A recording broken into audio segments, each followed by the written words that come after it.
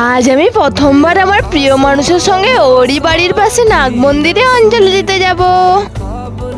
Sir প্রায় 1 ঘন্টা আগে থেকে এসেই আমার জন্য ওয়েট করছে। আর এই যে আমার বোন নিজে দাদাভাইয়ের সঙ্গে প্রথমবার মেলায় যাবে বলে এতটাই মজায় আছে যে ওড়না নিয়ে আসতে ভুলে গেছিল, তাই ওর জন্য ধরো অনেকটাই লেট হয়ে গেছিল। আমি তো ওর কাছে আসার আগে ভেবেছিলাম আমার উপর খুব রেগে থাকবে। এসে দেখি ডাব নিয়ে কি সব করছে, কিন্তু ডাব কেন?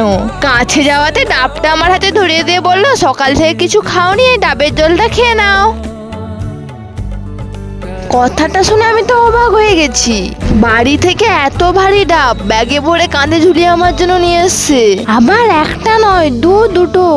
এরপর আমরা 3 জন চলে গেছিলাম মেলায়। ওইখানে গিয়ে আগে অঞ্জলি দেওয়ার জন্য ঢুকে গেছিলাম। আর অঞ্জলি দেওয়ার পর যা হলো, ভিডিওটা যেহেতু অনেক বড় হয়ে গেছে, তাই নেক্সট পার্ট দেখতে চাইলে অবশ্যই চ্যানেলটি সাবস্ক্রাইব করে রেখো।